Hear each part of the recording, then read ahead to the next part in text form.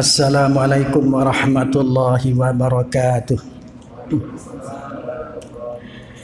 Bismillahirrahmanirrahim. Alhamdulillahi rabbil alamin. Wassalatu wassalamu ala asyrafil anbiya'i wal mursalin Sayyidina wa maulana Muhammadin wa ala alihi wa ashabihi ajma'in wa man tabi'ahum bi ihsanin ila yaumiddin. Amma ba'd. Hadratal muhtaramin, ayyuhal hadirun al-kiram, rahimani wa rahimakumullah. Hadirin jamaah salatil maghrib yang dirahmati dan dimuliakan Allah Subhanahu wa taala. Kita akan melanjutkan kajian kita mengenai kitab Kasyifatus Saja yang disusun oleh Asy-Syaikh Al-Allamah Muhammad bin Umar Nawawi Al-Bantani Al-Jawi rahimahullah, yang mensyarahkan atau menjelaskan sebuah kitab matan yang bernama Safinatun Najah, yang ditaklif oleh Al-Alim Al-Fadil Asy-Syaikh Salim bin Sumair Al-Hadrami rahimahullah. Sebelumnya marilah kita membiasakan untuk menghadiahkan suratul Fatihah kepada para kekasih Allah Subhanahu wa taala, terutama kepada junjungan kita Nabi Muhammad sallallahu alaihi wasallam, dan terkhusus pula kepada musannif kitab Kasyifatus Saja yang namanya telah saya sebutkan tadi, dan juga kepada muallif kitab Safinatun Najah, dengan harapan mudah-mudahan kajian kita pada malam hari ini benar-benar mendapatkan restu, pengayoman dan dukungan doa dari para kekasih Allah Subhanahu wa taala, terutama dukungan doa dari junjungan kita Nabi besar Muhammad sallallahu alaihi wasallam. Dan mudah-mudahan kelak kita dikumpulkan di syurganya Allah bersama beliau-beliau yang dikasihi oleh Allah Subhanahu wa taala. Ala hadhihi niyyah al-Fatihah. A'udzu billahi minasyaitonir rajim. Bismillahirrahmanirrahim. Alhamdulillahi rabbil alamin, arrahmanir rahim, maliki yaumiddin, iyyaka na'budu wa iyyaka nasta'in, ihdinas siratal mustaqim, siratal ladzina an'amta 'alaihim ghairil maghdubi 'alaihim waladdallin.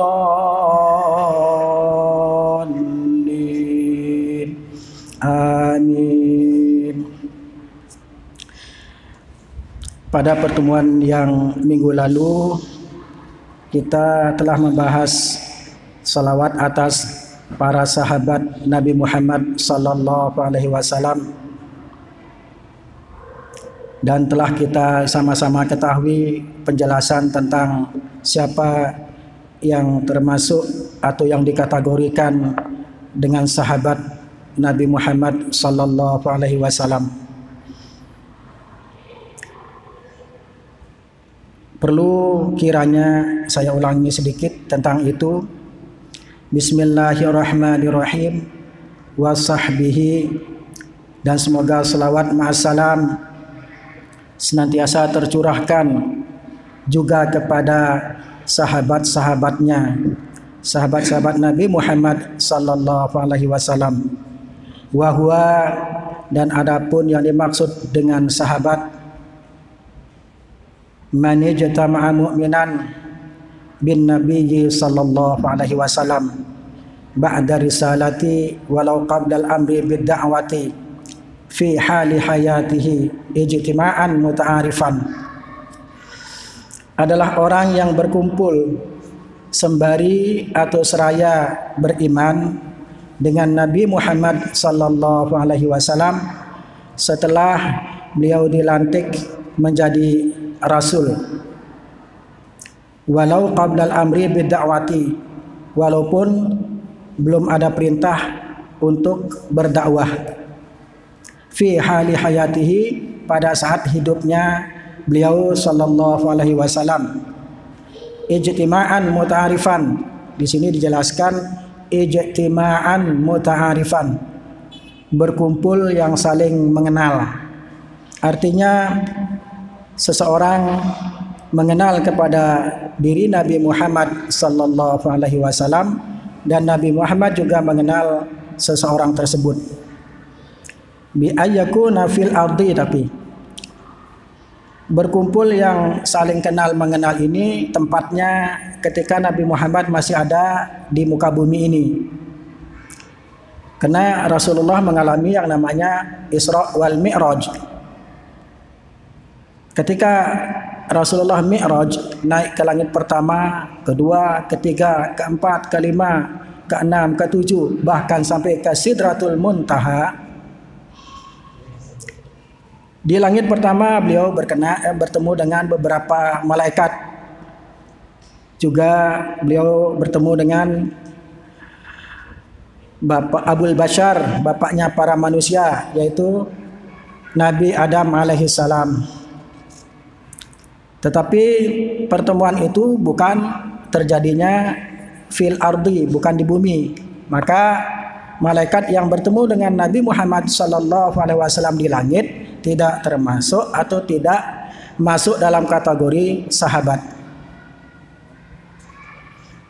Perlu saya sampaikan bahwa gelar sahabat adalah gelar yang sangat istimewa yang dianugerahkan Allah Subhanahu wa taala kepada diri seseorang.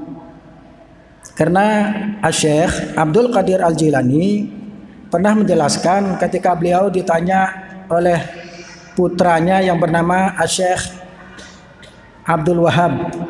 Beliau punya putra paling tua atau yang tertua bernama Syekh Abdul Wahab.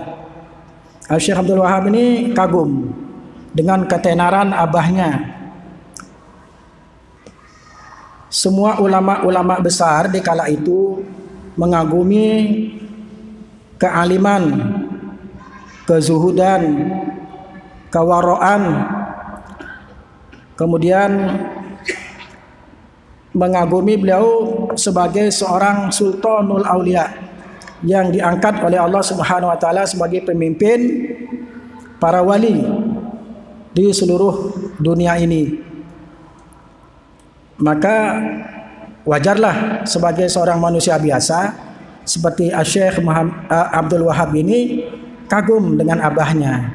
Kemudian tercetuslah pertanyaan dari mulut Syekh Abdul Wahab ini kepada abahnya, "Ya Abah, Abah terlalu terkenal, bahkan engkau dijuluki Sultanul Aulia. Berarti engkau memiliki derajat yang amat tinggi di sisi Allah." "Iya," katanya Syekh Abdul Qadir Al-Jilani. Terus putranya yang bernama Syekh Abdul Wahab ini tanya, "Seandainya derajat Abah kalau dibandingkan dengan sahabat kira-kira seperti apa?" Maka dijawablah oleh Syekh Abdul Qadir Al-Jilani, derajat Abah sebagai Sultanul Aulia, pemimpin para wali, kalau dibandingkan dengan sahabat Nabi Muhammad sallallahu alaihi wasallam yang paling buncit sekalipun derajatnya ibarat bumi dan langit. Kata beliau, ibarat bumi dan langit. Apalagi kita, orang yang sekelas Syekh Abdul Qadir Al-Jilani saja tidak ada apa-apanya dibandingkan sahabat yang paling buncit, paling ekor sekalipun. Karena ketika Rasulullah Shallallahu Alaihi Wasallam meninggal dunia, sahabat yang hidup di kala itu berjumlah 124.000 orang, sama persis dengan jumlah para wali di setiap zamannya, yaitu 124.000 orang. Dan juga sama persis dengan jumlah para nabi dan rasul, yaitu 124.000 orang.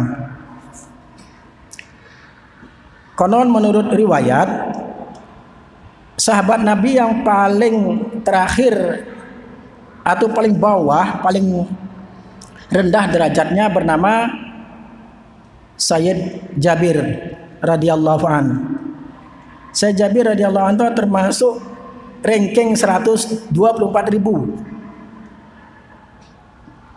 Dibandingkan dengan derajatnya Sayyidina Jabir radhiyallahu an saja, Syekh Abdul Qadir Jilani dengan beliau ibaratnya bumi dan langit. Apalagi dengan Abu Bakar As-Siddiq. Apalagi dibandingkan dengan Umar Ibn Al-Khattab, juga sahabat-sahabat the best yang lainnya. Makanya saya heran dengan komentar orang yang merasa dirinya mulia, dalam artian sampai mendiskreditkan sahabat. Memang sahabat kadangkala berbeda prinsip di antara sahabat yang lain, tetapi kita jangan komen. Kita jangan menyalahkan sahabat A kemudian membenarkan sahabat B, atau kita membenarkan sahabat B menyalahkan sahabat A. Tidak boleh. Tugas kita, kewajiban kita sebagai orang beriman adalah diam, karena itu di luar wewenang kita. Kita tidak bisa menilai, memberikan komentar apapun, tidak boleh, karena derajat kita tidak sama. Nah, ini kelakuannya Al-Khawarij, orang-orang yang keluar dari barisan Sayyidina Ali bin Abi Thalib. Karena Al-Khawarij ini tidak setuju dengan sikap Sayyidina Ali bin Abi Thalib yang dianggap melempem ya terhadap siapa yang membunuh Sayyidina Utsman bin Affan. Nah, menurut suudzonnya, buruk sangkanya Al-Khawarij itu, Sayyidina Ali bin Abi Thalib tahu siapa yang membunuh Sayyidina Utsman bin Affan, dan dianggapnya pura-pura tidak tahu oleh Al-Khawarij, sehingga dianggap Sayyidina Ali bin Abi Thalib tidak tegas di dalam bertindak. Bahkan Al-Khawarij menilai Sayyidina Ali bin Abi Thalib itu kong kali kong sama pembunuh Sayyidina Utsman bin Affan, sehingga kan sampai terjadi yang namanya perang Siffin, perang antara Muawiyah ibnu Abi Sufyan di satu pihak dipimpin oleh seorang sahabat besar juga ini, Muawiyah bin Abi Sufyan, yang kala itu menjadi gubernur di Syam. Kemudian karena ada gelagat untuk bogot, memberontak, maka Sayyidina Ali bin Abi Thalib mengutus pasukan ke Syam untuk memerangi pasukan yang dipimpin oleh Muawiyah ibnu Abi Sufyan. Itu sama-sama sahabat berperang, hanya perbedaan sudut pandang yang berbeda tentang politik. Kita jangan komen, wallahu a'lam, hanya Allah yang tahu mana yang benar, mana yang salah. Tapi ketika suatu saat Syekh Abdul Qadir Al-Jilani ditanya oleh muridnya, "Ya Syekh, bagaimana pendapat Anda tentang orang-orang Islam atau para sahabat di satu pihak dipimpin oleh Sayyidina Ali bin Abi Thalib, di satu pihak dipimpin oleh Thalhah dan sahabat Az-Zubair dalam perang Jamal, yang ketika itu pula Siti Aisyah ada di pihak tentara Muslim yang dipimpin oleh Thalhah dan Zubair. Bahkan Siti Aisyah yang jelas-jelas adalah istri baginda Nabi Muhammad sallallahu alaihi wasallam ketika itu mengendarai unta, maka disebutlah perang itu perang Jamal. Terus bagaimana pertanyaan muridnya Syekh Abdul Qadir Jilani tentang perang itu? "Ya Syekh, Siapa yang salah, siapa yang benar, siapa yang di neraka, siapa yang di surga. Sangat bijak jawabannya Syekh Abdul Qadir Al-Jilani. Beliau menjawab, mereka berbeda di dunia, tetapi mereka berpelukan di surganya Allah. Itu loh jawaban yang sangat bijak. Karena kita tidak bisa menyalahkan salah satu atau sebagian golongan sahabat dan membenarkan sebagian yang lainnya. Semua itu berdiri di atas keyakinan dan prinsip yang benar.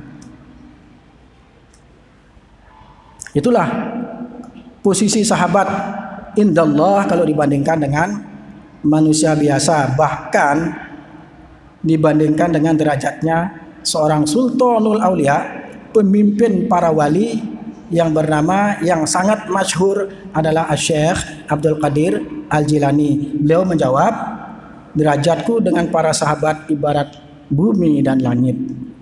Jauh. Karena para sahabat itu berkumpul dan bertemu langsung dengan Nabi Muhammad sallallahu alaihi wasallam. Itu kelebihannya. Ini ada nanti ada penjelasannya di sini. Tapi tidak begitu panjang penjelasannya tentang itu.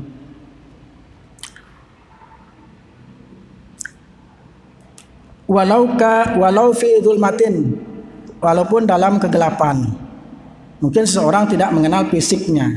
Ciri-ciri fisik Rasulullah tidak dikenal, cuman kenal suara. Itu juga termasuk atau dikategorikan sahabat dengan syarat beriman kepada Nabi Muhammad. Kalau tidak beriman, juga tidak termasuk sahabat. Walaupun dari kecil sampai baginda Rasul meninggal dunia berkumpul dan sering bercengkrama, kalau tidak didasari dengan keimanan bukan termasuk sahabat atau tidak dapat dikategorikan sebagai sahabat. Seperti Abu Jahal, bahkan ada hubungan nasab, hubungan darah beliau dengan Nabi Muhammad, Abu Jahal ini. Tapi beliau tidak beriman kepada risalahnya Nabi Muhammad, maka tidak dikategorikan sahabat. Beliau malah dikategorikan sebagai orang kafir. Orang kafir dalam bahasa Arabnya kafir, tertutup. Orangnya tertutup dari ajaran Islam. Makanya kalau kita walaupun kita sebagai orang Islam secara KTP, tapi kalau kita tertutup dengan kebenaran ajaran Islam, maka kita juga tergolong orang kafir. Kafir, tidak mau menerima kebenaran ajaran Islam. Nauzubillah min dzalik. Karena orang-orang munafik seperti itu, bermuka dua. Zahirnya Islam tapi batinnya kafir. Zahirnya menampakkan keislaman tetapi sebenarnya dia tidak suka dengan ajaran Islam. Ini berbahaya. Karena orang munafik nerakanya lebih berat daripada siksaan nerakanya orang kafir. Innal munafiqina fid darkil asfali minan nar. Na'udzubillah min dzalik. Mudah-mudahan Allah menyelamatkan keimanan kita. Walaupun kita ya masih suka maksiat, semoga tidak sampai tergolong ke dalam golongan orang-orang munafik. Na'udzubillah min dzalik. Au kana a'ma, atau adalah seseorang itu orang buta, tapi dia mengenal Nabi walaupun hanya lewat suara, dan dia beriman kepada Nabi Muhammad, maka juga termasuk sahabat atau dikategorikan sahabat. Siapa dia? Ada enggak sahabat Nabi yang buta? Ada, Ummi Maktum. Namanya Ummi Maktum, makanya dijuluki dengan Ummi Maktum. Orangnya tertutup mata kepalanya, artinya tidak bisa melihat. Tapi dia mengenal Rasulullah lewat suara. Bahkan azan subuh bisa terjadi 2 kali gara-gara Ummi Maktum. Dia termasuk salah seorang dari muadzin Rasulullah juga, selain Bilal bin Rabah. Nah, karena namanya orang buta kan tidak tahu waktu kan. Zaman dulu kan tidak ada jam. Ya pakai isyarat alam kalau dulu. Oh, ini sudah masuk Fajar Sodik ini. Langsung azan dia. Padahal waktu belum masuk. Makanya itulah hebatnya Rasulullah ya, menjaga perasaan sahabatnya. Tidak langsung menyalahkan, oh, salah kamu waktunya belum masuk, enggak. Akhirnya dijadikan sunnah itu oleh Rasulullah. Ditetapkan azan itu disunahkan 2 kali azan subuh. Makanya di sebagian masjid yang ada di Bali ini, kayaknya yang pernah saya dengar di Kampung Lebah, 1 jam sebelum waktu subuh tiba azan dulu di sana. Azan. Nah setelah masuk waktu azan lagi 2 kali. Azan pertama, yang kedua itu sama-sama sunnah kok. Ya, sunnah.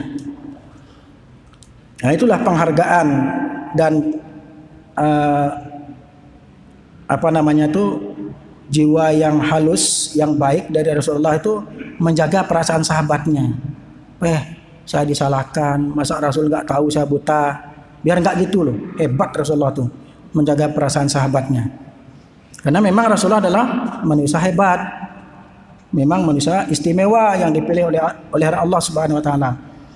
Ya kalau kita paling tidak bisa mengikuti jejak-jejak Rasulullah, walaupun tidak ada manusia yang bisa secara totalitas mengikuti Rasulullah Muhammad sallallahu alaihi wasallam. Au kana a'ma, nah ya beri. Atau adalah seseorang itu orang yang buta, wa illam yash'ur bihi, dan sekalipun dia tidak menyadarinya, artinya tidak mengenal fisik Rasulullah. Secara fisik Rasulullah seperti apa dia nggak tahu, karena dia tidak bisa melihat. Cuman mengenal Rasulullah dari suaranya dan sembari beriman kepada Nabi Muhammad sallallahu alaihi wasallam. Au kana ghaira mumayyizin, atau adalah orang itu belum mumayyiz, masih anak-anak. Dia belum mumayyiz, tapi dia percaya dan iman kepada Rasulullah, maka dia tergolong sahabat.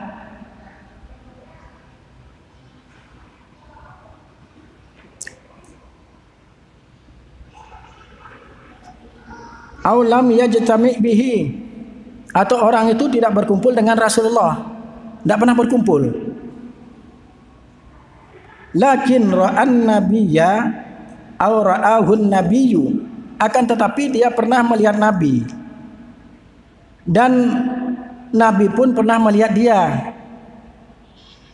Tidak pernah berkumpul, tapi dia pernah melihat Nabi Muhammad dan Nabi Muhammad pun pernah melihat dia.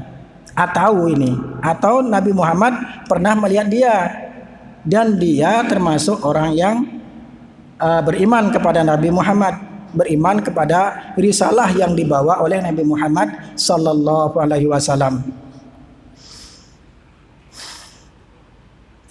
Walau ma'a bu'dil masafati, walaupun disertai dengan jauhnya jarak. Walau sa'atan wahidatan, walaupun hanya sesaat.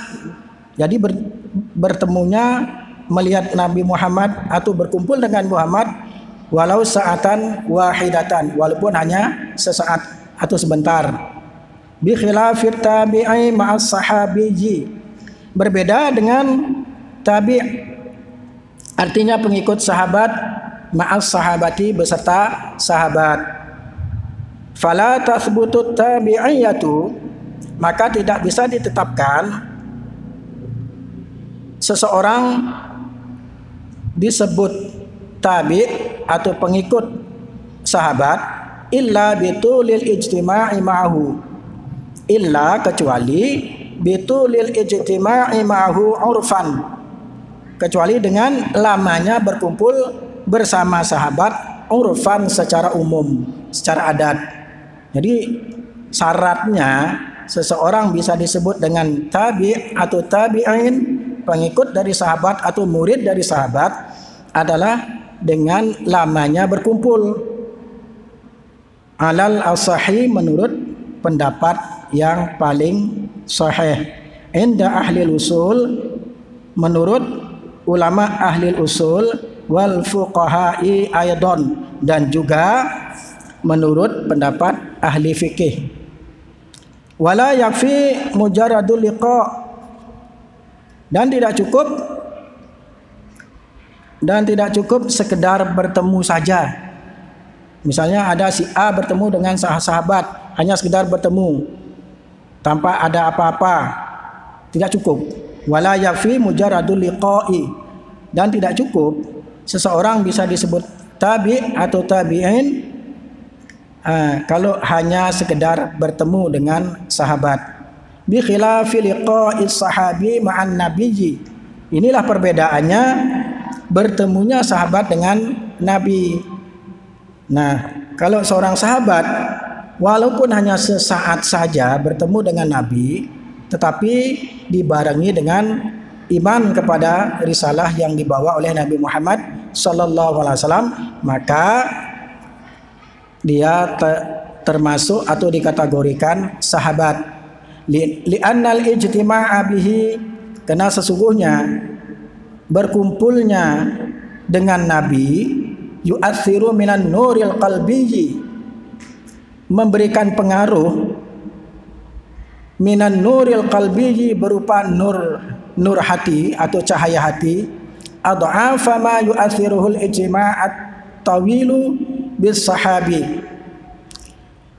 Adhafa artinya berlipat ganda pengaruh, pengaruh yang ditimbulkan di dalam hati ketika seseorang bertemu dengan Nabi Muhammad itu berlipat ganda dengan pengaruh, dengan sesuatu yang pengaruhnya berkumpul yang lama dengan sahabat. Inilah keistimewaan dan kelebihan yang diberikan Allah kepada Nabi kita, Nabi Muhammad sallallahu alaihi wasallam. Sebagaimana yang sebelumnya pernah saya singgung tentang sebuah hadis qudsi tentang asal kejadian atau asal penciptaan alam semesta ini, bahwa Rasulullah atau Nabi Muhammad tercipta dari nur Allah. Allah mengatakan khalaqtuka min nuri, aku ciptakan engkau hai Muhammad min nuri, dari nurku, wa khalaqtul khalqa min nurika, dan aku ciptakan alam semesta ini, makhluk semuanya min nurika, dari nurmu. Jadi cahaya atau nur Muhammad ini pengaruhnya ke dalam hati berlipat ganda kalau kita bertemu sesaat pun dengan Nabi Muhammad dibandingkan kita bertemu dengan para sahabat dalam jangka waktu yang lama. Karena memang kualitas nur yang ada di dalam sahabat itu berbeda jauh dibandingkan dengan nur yang ada dalam diri Nabi kita, Nabi Muhammad sallallahu alaihi wasallam. Dampaknya sangat luar biasa. Orang ketemu sesaat saja, asalkan dalam hatinya ada keimanan, mempercayai bahwa Nabi adalah utusan Allah, maka serta-merta orang itu dapat dikategorikan sebagai sahabat. Lakin, ini perbedaan pendapat di antara ulama itu masih ada aja perbedaan pendapatnya. Lakin akan tetapi qala, telah berkata Ahmad Suhaimi, Syekh Ahmad As-Suhaimi, at-tabi'i, adapun pengikut sahabat itu, huwa adalah orang man laqiya, orang yang berjumpa as-sahabiyya, berjumpa dengan sahabat walau qalilan, walau hanya sebentar. Qalilan arti aslinya adalah sedikit, tapi di sini diartikan sebentar. Kalau kita menerjemah bahasa Arab itu secara letterlek, ya tidak semuanya akan sesuai dengan maksud kalimat. Makanya disinilah kita dibutuhkan sense of language, rasa bahasa di dalam menerjemah bahasa asing. baik itu bahasa Inggris maupun bahasa Arab atau bahasa-bahasa asing yang lainnya. Karena sering kalau kita terjemahkan dengan apa adanya maka kelihatannya lucu. Contohnya, walau qalilan, walaupun sedikit. Padahal maksudnya walaupun hanya sebentar. Sedikit waktunya artinya sebentar. Ada lagi bahasa Arab ba'da qalil. Ba'da qalil kalau diartikan sebentar, setelah sedikit, kan lucu. Ba'da qalil artinya sebentar lagi. Nah itu. Atau misalnya dalam bahasa Inggris football. Football kalau diartikan bola kaki, ya lucu. Maka kita terjemahkan dengan bahasa yang lazim di Indonesia, yaitu sepak bola. Kalau orang Malaysia bukan sepak bola, bola sepak, malah dibalik. Itu bedanya bahasa kita dengan bahasa Malaysia. Kalau orang Malaysia tidak mengenal yang namanya rumah sakit bersalin, yang ada rumah sakit korban laki-laki. Polos sekali bahasanya, lugu. Rumah sakit korban laki-laki. Ya memang korban laki-laki, makanya perempuan jangan ngelama sama laki-laki. Awas, kalau ngelama bisa bengkak. Ya, benar kan? Benar, orang Malaysia itu lugu bahasanya. Nah, kalau Indonesia sedikit modern bahasanya. Push up, itu kan bahasa Inggris sih sebenarnya. Push up. Kalau bahasa Malaysianya bukan push up, apa? Bersetubuh bumi. Lucu bahasanya. Maling tentara sana bilangnya bersetubuh bumi. Kalau orang sini bingung, apa bersetubuh bumi kan? Padahal maksudnya push up. Nah, menurut Syekh Ahmad As-Suhaimi,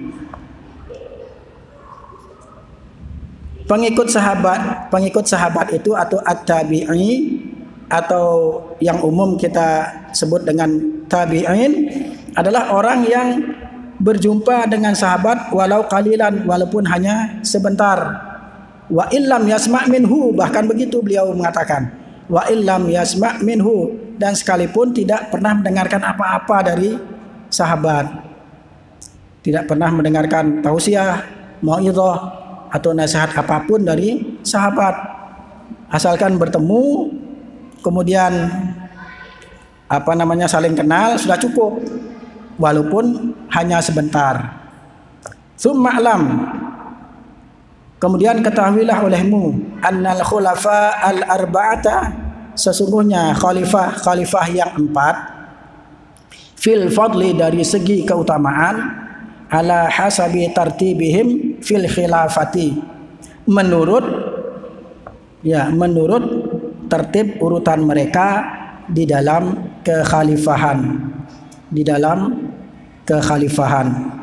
inda ahli sunnah, menurut pendapat ahlu sunnah. Yang dimaksud di sini adalah menurut pendapat ahlu sunnah wal jamaah. Saya kira bapak-bapak yang ikut kajian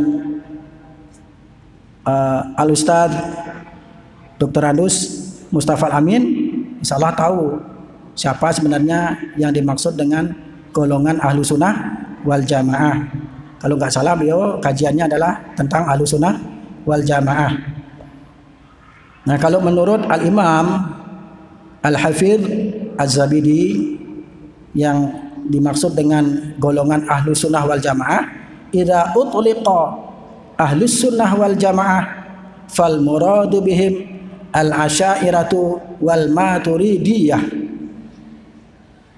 Apabila dikatakan atau disebut dengan istilah ahlu sunnah wal jamaah, menurut Al-Imam Al-Hafidh Az-Zabidi adalah wal muradu bihim, dan yang dimaksud dengan mereka itu adalah al-asyairatu wal maturidiyah, adalah pengikut madhab al-asyari dengan madhab al-maturidi di dalam akidah Islam. Karena dua ulama besar inilah yang merumuskan tentang ajaran Nabi Muhammad dan ajaran para sahabat tentang akidah atau tauhid yang sesuai dan yang dicontohkan oleh Rasulullah dan para sahabat, kemudian dirumuskan dalam sebuah buku. oleh dua ulama besar ini. Maka barang siapapun yang ikut rumusan kedua ulama besar ini di dalam masalah akidah atau tauhid, maka dia termasuk golongan Ahlussunnah wal Jamaah. Fa afdaluhum, maka adapun yang paling utama di antara mereka para sahabat adalah Abu Bakar. Wasmuhu Abdullah, nama aslinya Abu Bakar adalah Abdullah. Abu Bakar ini gelar yang diberikan Rasulullah kepada sahabatnya yang bernama Abdullah. Sebelum masuk Islam, beliau bukan bernama Abdullah. Ketika belum masuk Islam, nama aslinya Abu Bakar adalah Abdul Ka'bah, hambanya Ka'bah. Ya, karena belum Islam kan tidak tahu bahwa Tuhan yang sebenarnya adalah Allah. Maka setelah beliau Islam, digantilah namanya oleh Nabi kita Nabi Muhammad dengan nama Abdullah, hambanya Allah. Abu Bakrin adalah gelar yang diberikan oleh Rasulullah kepada sahabatnya ini, karena beliau adalah orang yang paling bersegera masuk Islam. Abu Bakrin artinya bapak yang bersegera. Jadi tokoh yang pertama kali menerima risalah Islam, kemudian menyatakan diri masuk Islam dengan mengucapkan 2 kalimat syahadat. Tsumma Umaru, kemudian yang berikutnya ranking kedua dari keutamaan ya para sahabat itu adalah Sayyidina Umar, karena Sayyidina Umar Ibnul Khattab adalah khalifah yang kedua setelah Abu Bakar As-Siddiq. Tsumma Utsmanu, kemudian Utsman.